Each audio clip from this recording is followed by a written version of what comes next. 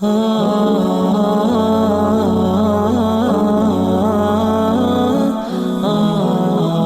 bab 47, bab tanda-tanda kecintaan Allah Ta'ala kepada hambanya dan anjuran untuk berakhlak dengannya, serta berupaya untuk meraihnya. Imam Nawawi rahimahullah mengangkat pertama firman Allah Subhanahu Wa Ta'ala surah Al-Imran ayat 31. Yang berbunyi, A'udzu billahi minasyaitonir rajim, Qul in kuntum tuhibbunallaha fattabi'uni yuhibbukumullah wa yaghfir lakum dzunubakum wallahu ghafurur rahim. Katakanlah wahai Muhammad, jika kalian benar-benar mencintai Allah, maka ikutilah aku. Niscaya Allah mencintai kalian dan mengampuni dosa-dosa kalian. Dan Allah Maha Pengampun lagi Maha Penyayang. Ayat ini teman-teman sekalian adalah ayat yang paling tepat dipilih oleh Imam Nawawi rahimahullah. Allah berikan taufik kepada beliau memilih di bab ini. Bagaimana meraih cinta Allah subhanahu wa ta'ala dan berakhlak dengan itu. Karena memang teman-teman sekalian, kita tidak akan mungkin mengenal Allah subhanahu wa ta'ala tanpa baginda Nabi sallallahu alaihi wasallam. Tidak mungkin, mustahil. Nabi sallallahu alaihi wasallam lah yang telah menyampaikan kepada kita dan memperkenalkan siapa Allah subhanahu wa ta'ala dan terus berjuang dari awal beliau dinobatkan menjadi Nabi. Selama 13 tahun di Mekah, dari umur 40 tahun sampai 53 tahun, kemudian 10 tahun di Madinah sampai berumur 63 tahun dan beliau wafat alaihi salatu wassalam. Semuanya disampaikan oleh beliau untuk agar manusia mengenal Tuhannya, Allah subhanahu wa ta'ala. Dan kemudian menyampaikan kepada kita semua tentang agama yang mulia ini. Perintah-perintah sang pencipta Allah, kemudian larangan-larangan sang pencipta Allah, perintah agar kita kerjakan, larangan agar kita jauhi. Semua ini teman-teman sekalian adalah hal yang mendasar sekali. Bagaimana setiap orang di antara kita memang mencontohi Nabi SAW. Tidak ada guru, tidak ada kiai, tidak ada suri tauladan, tidak ada pemimpin yang paling layak untuk diikuti dan dicontohi kecuali Nabi SAW. Beliau adalah pemimpin orang-orang beriman. Walaupun beliau sudah wafat, ajarannya, syariatnya akan terus menjadi panduan hidup bagi setiap orang beriman. Manusia terbaik ini telah menyampaikan semua amanah kepada kita. Dan dengan dakwah tauhid yang turun-temurun para nabi-nabi menyampaikan kepada umat manusia, itu membuat manusia ini menjadi tenang. Kita lebih tenang dengan dakwah para nabi-nabi ini. Karena dengan kalimat asas dakwah mereka, la ilaha illallah, tidak ada Tuhan yang berhak disembah kecuali Allah, membuat kita tenang. Karena kita tidak perlu lagi mencari Tuhan selain Allah. Bukankah banyak manusia yang tidak mengenal Tuhannya Allah, akhirnya sibuk menyembah pohon, menyembah patung, menyembah bintang, menyembah matahari, menyembah jin, dewa-dewa, menyembah api, ya, menyembah segala macam hal yang memang semuanya adalah makhluk. Sementara orang-orang beriman sangat tenang karena dia menyembah Tuhan yang benar. La ilaha illallah. Tidak ada Tuhan, pencipta, pemilik, penguasa, kecuali Allah subhanahu wa ta'ala. Dan Allah untuk memudahkan kita memahami dan mengenalnya, memahami apa yang diinginkan dan mengenal sang pencipta Allah, Allah utus kepada kita para rasulnya yang dari kalangan manusia sendiri supaya mudah kita untuk mengikuti perilakunya dalam penerapan syariat. Nabi Muhammad SAW belum manusia biasa seperti kita. Lahir dari sperma dan sel telur manusia. Lahir dari rahim seorang ibu. Dan melalui masa kanak-kanak. Melalui juga masa remaja. Melalui masa awal menikah. Punya istri, punya anak, punya suka duka. Istrinya meninggal, anaknya meninggal. Sampai beliau dinobatkan juga menjadi nabi. Perjuangan dalam menyampaikan agama ini. Dengan hinaan, cacian, dengan jihad, peperangan. Juga dengan penerimaan. Ada orang-orang yang menerima dengan sangat mudah. Sampai akhirnya beliau meninggal sallallahu alaihi wasallam telah menyampaikan semuanya. Kalau Anda ingin dicintai oleh Allah subhanahu wa ta'ala, pencipta langit dan bumi ini, pencipta diri Anda sendiri, pencipta semua karakter-karakter Anda, sifat-sifat Anda, semua waktu, dan apapun, semuanya penciptanya Allah, maka kata kuncinya mengikuti baginda Nabi SAW. Beliaulah orang yang paling terbaik dalam memberikan contoh dalam masalah ini. Makanya Allah memerintahkan Nabi SAW menyampaikan dalam Al-Imran 31 ini. Katakanlah hai Muhammad kepada mereka, kalau kalian mencintai Allah, kalau kalian ingin mencintai Allah, ingin meraih cintanya Allah, maka ikutilah aku. maka pasti Allah akan mencintai kalian. Karena Allah mengajarkan syariatnya. Ya, menyampaikan kepada Nabi SAW, lalu Nabi SAW sampaikan kepada kita. Dan kalau kita patuh, ibarat seseorang yang patuh pada atasannya. Ya, apalagi ini pencipta, jauh lebih besar haknya. Gitu. Maka tentu dia akan meraih cintanya. Ya, Allah SWT mencintai hamba-hambanya yang soleh. Hamba-hambanya yang patuh, yang bertakwa. Maka dikatakan pasti Allah akan mencintai kalian kalau kalian mengikutiku, kata Nabi SAW. Allah perintahkan itu. Dan pasti akan membersihkan kesalahan-kesalahan kalian, memaafkan dosa-dosa kalian. Ya, jadi ini sebuah ayat yang luar biasa, di mana sangat tepat Imam Nawawi mengangkatnya. Karena sekali lagi teman-teman sekalian, tanpa Rasulullah SAW kita tidak akan mengenal Tuhan kita Allah. Kita tidak akan tahu mana yang diperintahkan, mana yang dilarang. Kita akan terus sibuk mencari siapa yang menciptakan bunga ini, kenapa warna merah, kenapa ini warna kuning, kenapa buah jeruk seperti itu, kenapa buah pepaya seperti ini, kenapa durian seperti itu, kenapa ada pergantian siang malam, siapa yang mengadakan semua itu, kenapa turun hujan di satu wilayah, kenapa salju di wilayah yang lain, kenapa ada kemarau di sini, kenapa di sana ada padang pasir, kenapa di sini ada tanah yang subur, dan seterusnya. Kita akan terus bertanya-tanya. Gitu. Maka jawaban dari dakwah para nabi-nabi, terutama dakwah Nabi SAW ini luar biasa. Hanya kita jadi tenang, mengetahui Tuhan kita ada, dan mengetahui juga tujuan kita ada di muka bumi ini, dan bagaimana kita akan dikembalikan kepadanya nanti di hari kiamat, dan juga kita akan mendapatkan tempat kenikmatan abadi yaitu surga, dan sudah digambarkan secara rinci tentang surga tersebut oleh Nabi Muhammad SAW. Bahkan beliau mengatakan tidak ada sesuatu yang kalian butuhkan untuk masuk ke dalam surga, kecuali sudah aku jelaskan. Dan agar kita selamat dari ancaman Allah bagi para pembangkang, yaitu api neraka. Ayat yang kedua, teman-teman sekalian, diangkat oleh Imam Nawawi rahimahullah adalah surah Al-Maidah ayat 54 yang berbunyi, A'udzu billahi minasyaitonir rajim, ya ayyuhalladzina amanu may yartadda minkum 'an dinihi fasawfa ya'tillahu biqaumin yuhibbuhum wa yuhibbunahu 'adzillatin 'alal mu'minin 'izzatin 'alal kafirin yujahiduna fi sabilillahi wa la yakhafuna lawmata la'im. Dzalika fadlullahi yu'tihi man yasha wallahu wasi'un 'alim. Wahai orang-orang beriman, barang siapa di antara kalian yang murtad atau keluar dari agamanya, maka kelak Allah akan mendatangkan suatu kaum yang telah mencintai mereka dan mereka pun mencintainya. Ini besar kata ganti Allah, yang bersikap lemah lembut terhadap orang-orang mukmin dan bersifat tegas terhadap orang-orang kafir, berjihad di jalan Allah, ya, dan tidak takut kepada celaan orang yang suka mencela. Itulah karunia Allah diberikannya kepada siapa yang dikehendakinya, dan Allah maha luas pemberiannya, lagi maha mengetahui. Ya, saksi bahasan kita di sini teman-teman sekalian dari ayat ini, bagaimana kalau kita tidak mau mengenal Tuhan kita Allah, kita tidak mau mengikuti syariatnya, bahkan sudah ada orang mengenal Islam lalu murtad, maka Allah tidak peduli dengan mereka. Allah tidak butuh dengan mereka. Allah akan datangkan kaum yang mencintai Allah, dan mereka pun dicintai oleh Allah. Mereka selalu lembut sama orang-orang beriman. Mereka tegas dengan orang-orang yang kafir. Dan mereka tidak pernah takut dengan celaan-celaan yang sampai kepada mereka karena mereka beriman kepada Allah. Dan itulah sifat-sifat dari kisah para nabi-nabi. Nabi Nuh alaihissalam dihina oleh kaumnya. Nabi Lut alaihissalam dihina oleh kaumnya. Nabi Ibrahim alaihissalam, Nabi Musa, Nabi Isa, Nabi Yahya, Nabi Zakaria. Nabi-Nabi alaihissalam dibenci oleh kaumnya yang kufur. Tapi mereka tidak berpengaruh, tidak bergeming. Mereka tetap menyampaikan kebenaran, dan akhirnya dalam sejarah manusia tidak akan mungkin didustakan. Allah SWT menangkan orang-orang beriman ini. Walaupun mereka melalui suka dukanya, tapi akhirnya mereka dimenangkan oleh Allah SWT. Tidak ada sesuatu yang lebih penting dalam kehidupan seorang mukmin kecuali meraih cinta Tuhannya Allah SWT. Anda bisa bayangkan begini rasionalnya. Kalau seandainya ada orang yang berwibawa, artinya punya kedudukan, punya segala macam hal. Tapi teman-teman sekali, kemudian Anda atau orang berlomba-lomba meraih perhatian dia, cinta dia, gitu kan. Maka Anda pun salah satunya berusaha untuk itu. Bagaimana kira-kira perasaan Anda pada saat Anda menjadi salah satu kandidat atau bahkan orang yang paling dicintai oleh orang tersebut? Dia sudah baik, punya jabatan, kaya raya, dermawan, segala macam. Lalu Anda menjadi orang yang dipilih oleh dia untuk selalu diperhatikan.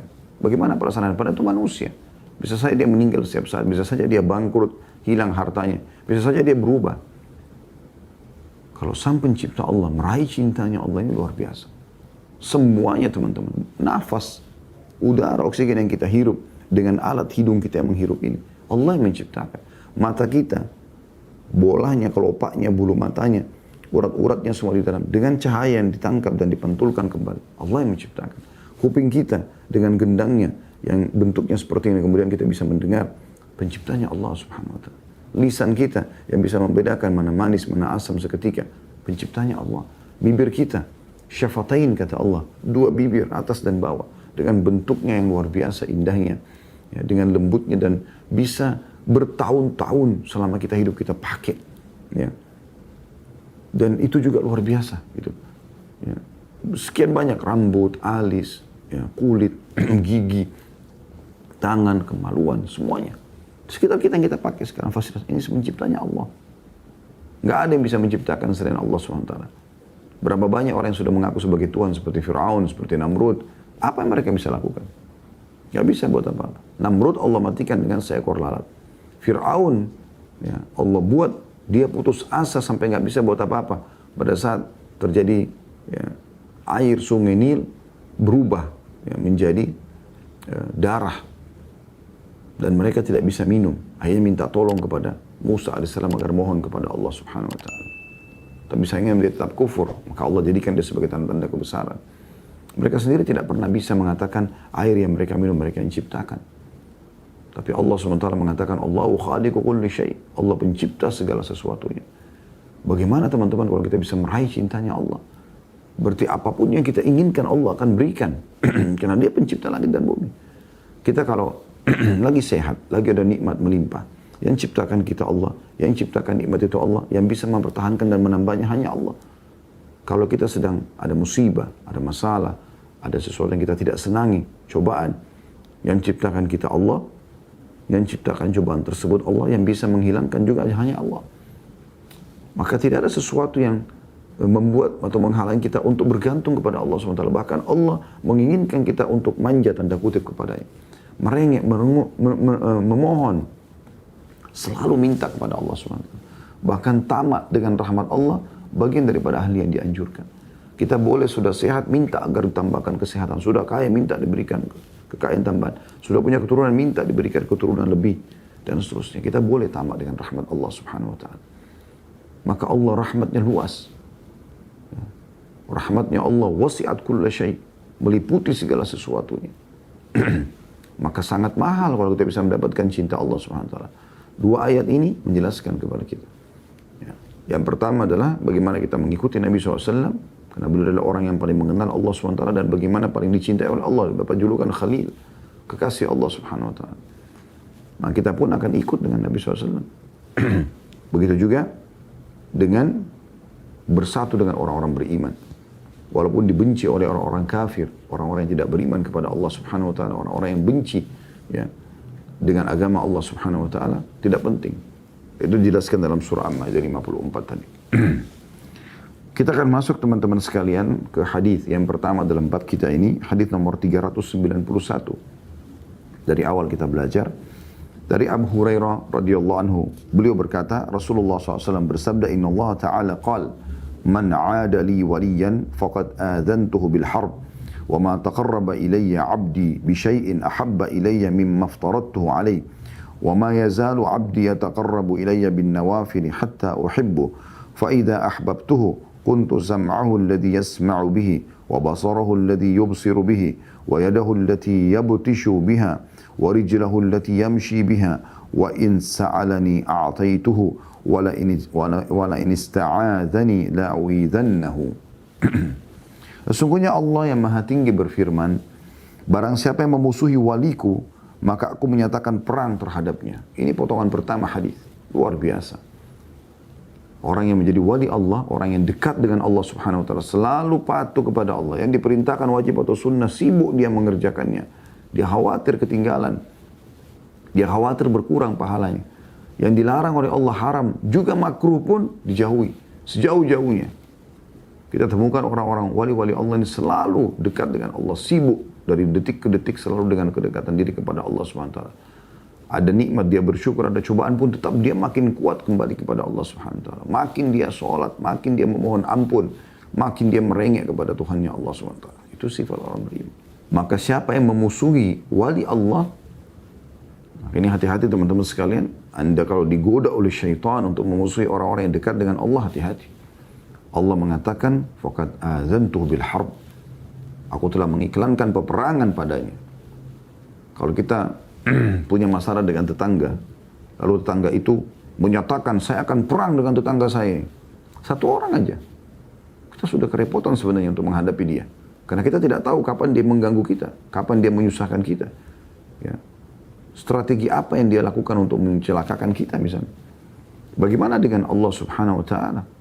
Yang Allah setiap saat bisa mencabut roh kita, bisa melumpuhkan, bisa membutakan, bisa mentulikan, bisa segala macam. Na'udzubillah. Semoga Allah selamatkan kita dari semua siksaannya. Makanya Nabi SAW mengajarkan kepada kita dalam sujud kita agar mohon kepada Allah. Jangan sampai kita kena hukuman Allah SWT. Allahumma inni a'udzubika biridhaka min sakhatik. Ya Allah, aku mohon dengan keridhaanmu dari segala murkamu. Wa bimu'afatika min 'uqubatik, dan pemaafanmu ya dari semua siksaanmu atau hukumanmu. Fabika minka la uhsi thana'an 'alaika anta kama athnaita 'ala nafsi. Ya. Dan semua aku kembalikan kepadamu ya Allah. Aku tidak memujimu kecuali seperti apa yang kau harapkan ya Allah. Karena kita tidak mampu memuji Allah Subhanahu wa taala. Maka teman-teman sekalian, jadilah wali-wali Allah, jadilah orang yang baik, jadilah orang yang patuh. Dan itu orang yang beriman punya kenikmatan. Orang beriman itu bisa makan, bisa minum, bisa tidur, bisa biologis, bisa menjadi orang yang tertinggi jabatannya, bisa menjadi orang yang paling kaya raya, bisa menjadi orang yang paling pintar. Enggak ada larangan.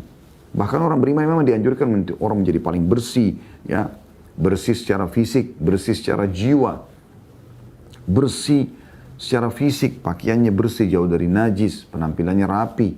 Karena selalu berpegang pada hadis Nabi SAW, Inna Allah jamilun hibbul jamal. Allah indah, rapi, bersih, suka semua itu. Ya.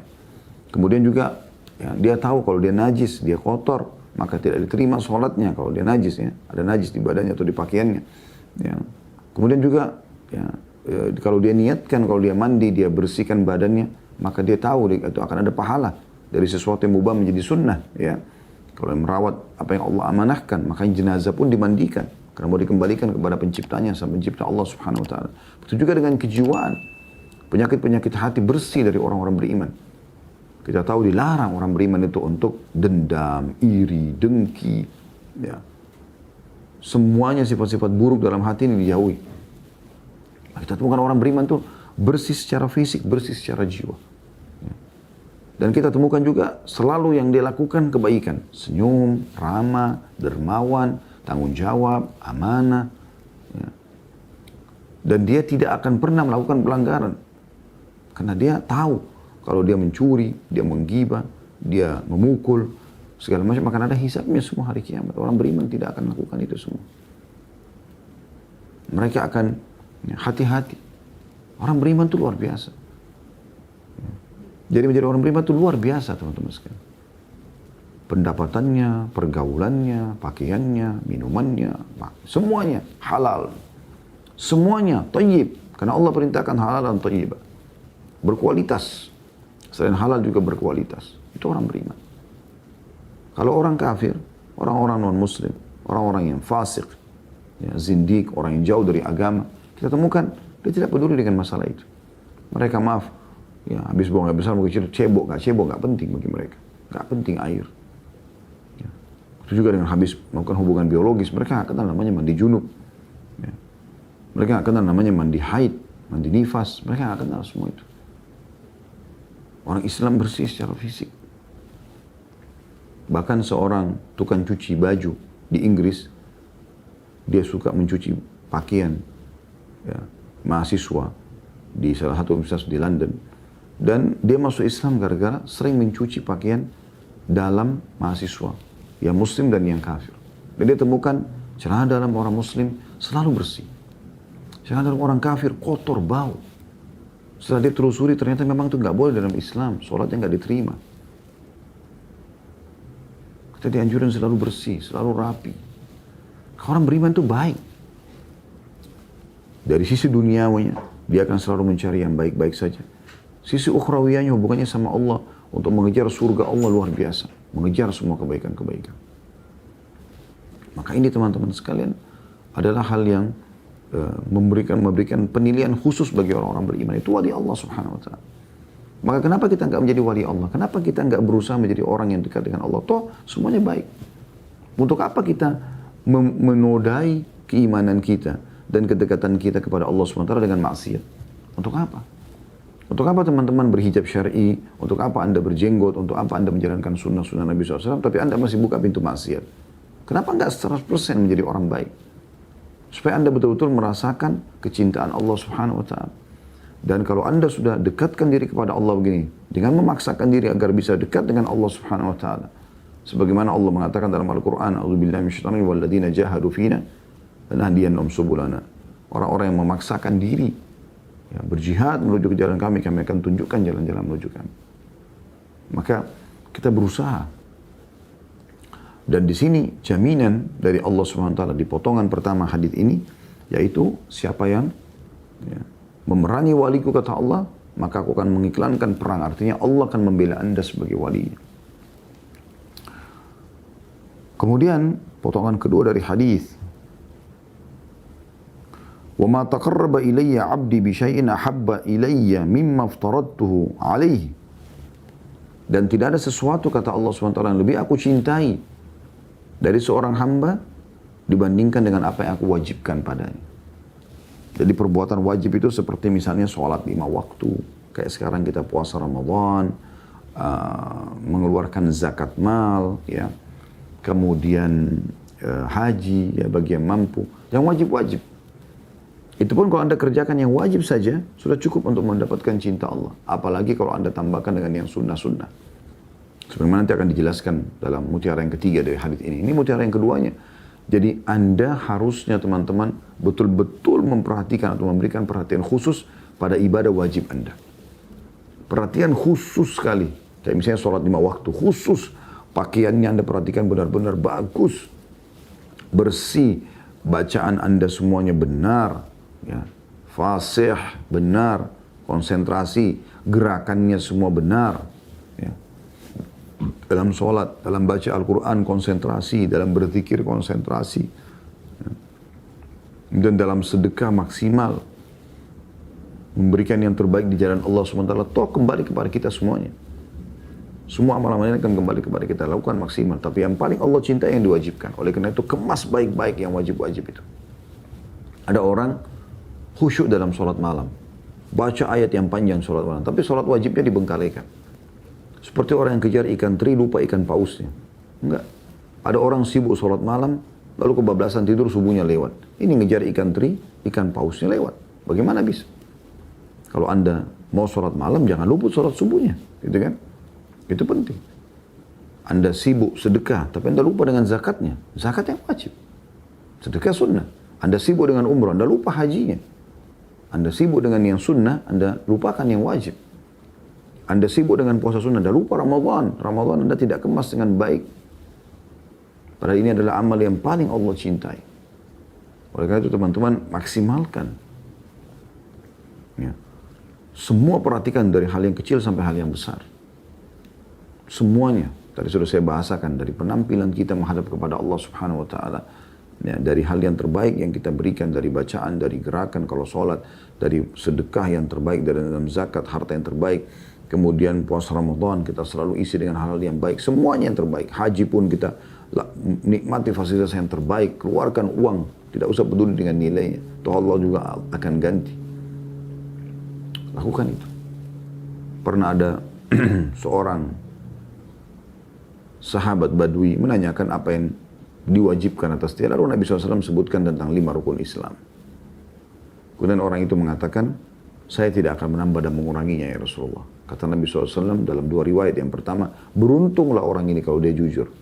Kemudian riwayat yang kedua, siapa yang mau lihat ahli surga, lihat orang ini. Jadi yang wajib itu sudah cukup mendapatkan cinta Allah Subhanahu wa taala. Anda mau ekstra, seperti Anda kalau dikerja lembur, ini mutiara yang ketiga.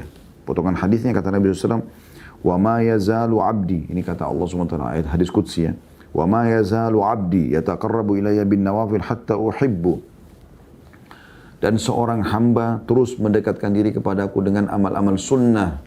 Artinya terus dia kejar meningkatkan kuantitas dan kualitasnya. Kalau biasa dia sholat malam hanya 2 rakaat, sekarang dia 4 rakaat. Kalau 4 rakaat dia 8, dia naik 6 rakaat, 8 rakaat terus dia cari sampai yang paling afdol. Seorang mukmin tidak akan puas sampai dia sampai pada level afdol yang terbaik. Kemudian dia istiqomah sampai dia meninggal bertahan dengan amal yang paling afdol itu. Cari setiap amal yang Anda mau kerjakan, terutama amal-amal sunnah, ya tentu amal wajib sudah tidak dibahas lagi karena itu kewajiban. Tapi amal-amal sunnah ini, mana yang paling afdal itu yang Anda lakukan. Sholat duhanya, sholat malamnya, ya baca Qur'annya, zikirnya, mana yang paling afdal. Pendapat ulama mengarahkan yang paling afdal yang mana itu yang Anda pilih. Yang terbaik. Tidak ada lagi di atasnya. Maka itu teman-teman sekalian yang membuat Allah mencintai kita. Lalu apa yang kita dapatkan kalau Allah cintai? Perhatikan. Kata Allah SWT, فَإِذَا أَحْبَبْتُهُ. Kalau aku sudah cintai hamba itu. Kuntu sam'ahu alladhi yasma'u bihi. Ya. Maka aku menjadi pendengarannya yang dengannya dia mendengar. Artinya Allah akan menjaga pendengarannya, tidak akan dengar kecuali yang Allah ridhoi saja. Wa basarahu alladhi yubsiru bihi. Penglihatannya yang digunakan untuk melihat, Allah akan jaga, tidak akan lihat sesuatu yang haram. Yang halal saja Allah jaga penglihatannya. Wa yadahu alladhi yabtishu biha. Dan juga menjadi tangannya yang dengannya dia menindak atau bertindak, menjama. Wa rijlahu allati yamshi biha. Dan kedua kakinya atau kakinya yang digunakan untuk jalan. Allah akan jadikan seluruh anggota tubuh kita ini tunduk kepadanya. Allah jaga. Sehingga kita selalu penglihatan kita pada yang benar, dengar kita yang benar, tangan kita menjama yang benar, kaki kita melangkah yang benar. 4 anggota tubuh ini yang paling berpengaruh. Sisanya ikut dengan keempat ini. Dimulai dari mata melihat, telinga mendengar, tangan mulai menjama, kaki melangkah. Sisanya kemaluan ini ikut dengan anggota-anggota tubuh yang lain. Kemudian ada tambahannya lagi. Allah mengatakan, wa idza sa'alani a'taituhu. Dan kalau dia minta aku akan kasih. Ini luar biasa teman-teman.